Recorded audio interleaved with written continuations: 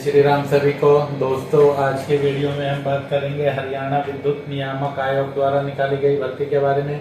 दोस्तों, यदि आप इस भर्ती से संबंधित पूरी जानकारी चाहते हैं तो वीडियो को पूरा जरूर देखें ताकि इस भर्ती से संबंधित आपको पूरी जानकारी प्राप्त हो सके। साथ ही फार्म के प्रत्येक कॉलम को आपको किस प्रकार से भरना है वह भी इस वीडियो में आपको बताया जाएगा ताकि आपको फार्म भरने में किसी भी प्रकार की कोई दिक्कत न आए। तो देखिए, सभी जातियों के लिए भर्ती निकाली गई है, जिसके लिए अंतिम तिथि की बात करें तो 28 अगस्त 2024 यहाँ पर रहने वाली है। हरियाणा इलेक्ट्रिसिटी रेगुलेटरी कमीशन यानी कि हरियाणा विद्युत नियामक आयोग द्वारा यह भर्ती निकाली गई है। ड्राइवर के पद पर यह भर्ती हो रही है, जिसके लिए 10वीं पास और जिन आवेदकों के पास लाइसेंस है वह ड्राइविंग का अनुभव है वह आवेदन कर सकते हैं। पुरुष और महिला दोनों इस भर्ती के लिए पात्र होंगे। ऑफलाइन यह भर्ती होगी, किसी भी आवेदक से आवेदन शुल्क नहीं लिया जाएगा। ड्राइवर के पद पर यह भर्ती है वह रेगुलर भर्ती है यानी कि परमानेंट आपकी भर्ती है रहने वाली है। आयु सभी के लिए 18 से 42 वर्ष है। वेतनमान लेवल 4 के अनुसार 25,500 से 81,100 रुपए है। आवेदक की योग्यता है वह कम से कम 10वीं पास हो, साथ ही हल्का वाहन चलाने का लाइसेंस और हल्का वाहन चलाने का कम से कम 2 साल का अनुभव आवेदक के पास होना चाहिए। आयु की गणना है वह आपकी 7 अगस्त 2024 के अनुसार होगी। भर्ती के लिए आप फार्म अपने नजदीकी फार्म विक्रेता से ले सकते हैं। CSC सेंटर, जन सेवा केंद्र या विभागीय वेबसाइट या vacancyforum.com से आप ऑफलाइन भर्ती का कोई भी आवेदन पत्र डाउनलोड कर सकते हैं।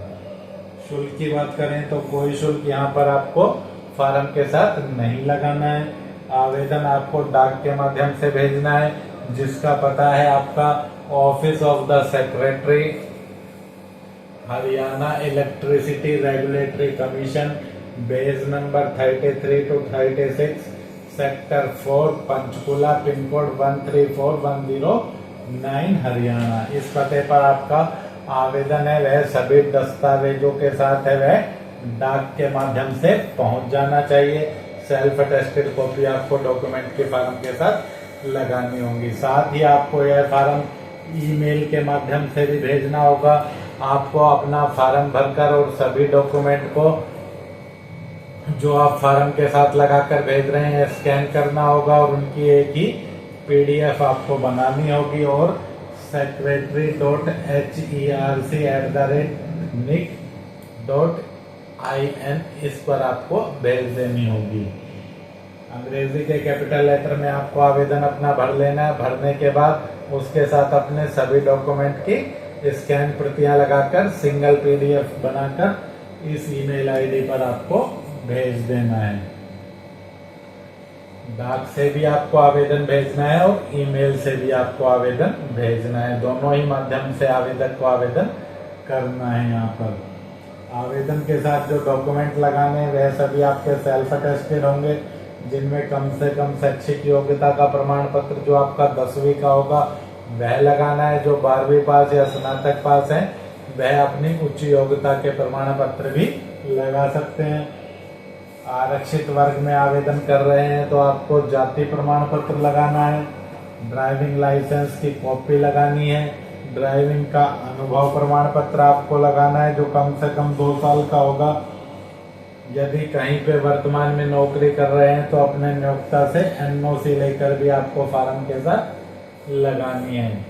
सामान्य शर्तों की बात करें तो आवेदन वाले लिफाफे के ऊपर आपको application for the post of driver regular और जिस भी कैटेगरी में आप आवेदन कर रहे हैं उसका नाम आपको लिखना है।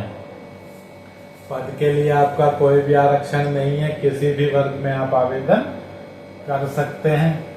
भर्ती का विज्ञापन यदि आप देखना चाहें तो 8 अगस्त का दैनिक भास्कर हिसार इस भर्ती के विज्ञापन के लिए आप देख सकते हैं, या फिर हमारे टेलीग्राम चैनल पर आप जुड़कर किसी भी भर्ती का ऑफलाइन या ऑनलाइन विज्ञापन देख सकते हैं। टेलीग्राम चैनल से जुड़ने का लिंक वीडियो के डिस्क्रिप्शन में है। सीधा भी आप टेलीग्राम पर सिंगल प्रकाशन सर्च करके हमारे टेलीग्राम चैनल से जुड़ सकते हैं। किसी भी ऑफलाइन भर्ती का फार्म यदि आपको नहीं मिलता है तो आप vacancyforum.com से किसी भी भर्ती का फॉर्म ले सकते हैं। इस वेबसाइट पर आपको हमारा कोई भी फॉर्म है जो ऑफलाइन, उसका डाउनलोड लिंक यहाँ से मिल जाता है। साथ ही यदि आप हमारे टेलीग्राम या व्हाट्सएप से जुड़ना चाहते हैं तो टेलीग्राम और व्हाट्सएप से जुड़ने का लिंक भी इस वेबसाइट पर आपको दिया गया है। vacancyforum.com खोलकर आप हमारे टेलीग्राम या व्हाट्सएप चैनल से जुड़ सकते हैं। देखिए भर्ती का फॉर्म आपको कैसे भरना है। तो सबसे पहले बात करें नंबर 1 कॉलम की पोस्ट अप्लाइड फॉर, तो इसमें आपको ड्राइवर रेगुलर लिखना है।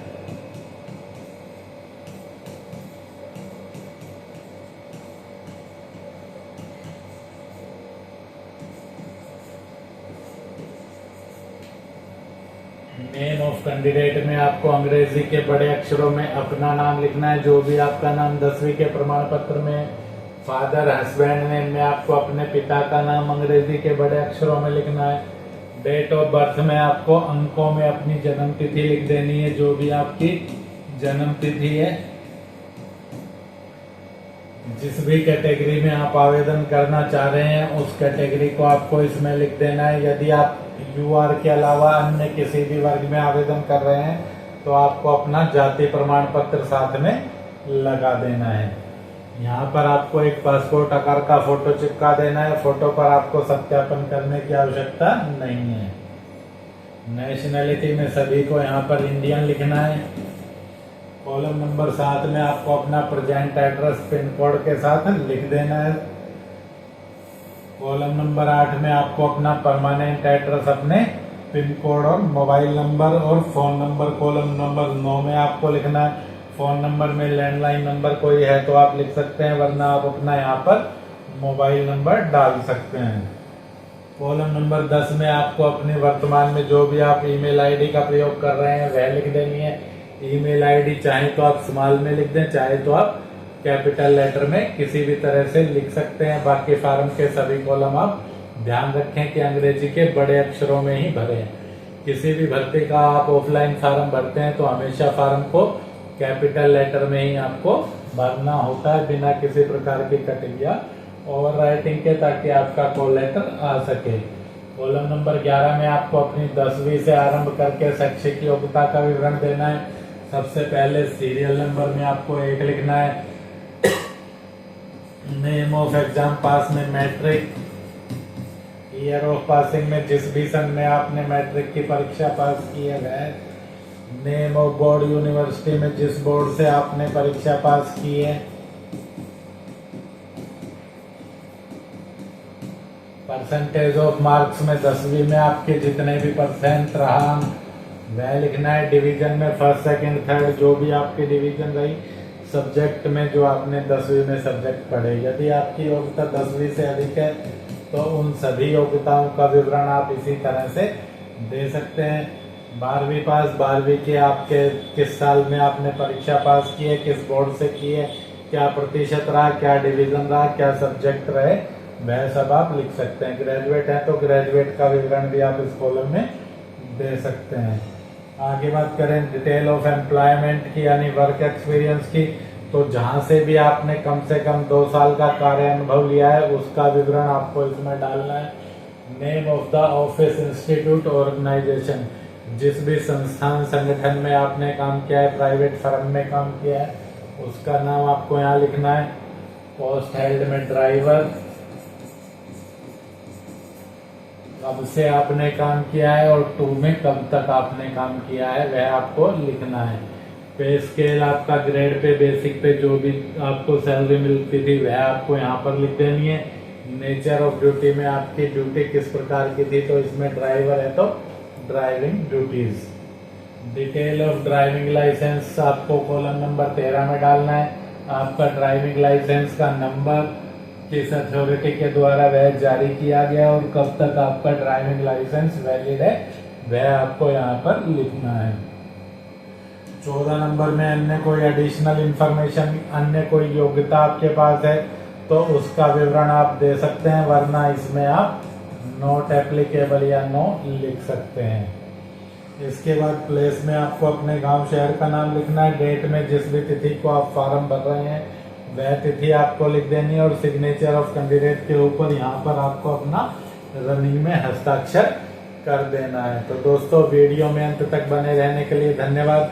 वीडियो पूरा देखने के बाद भी यदि कोई कॉलम आपको समझ में नहीं आया है तो आप कमेंट करके पूछ सकते हैं। मिलते हैं जल्दी अगली वीडियो में। जय हिंद, जय भारत।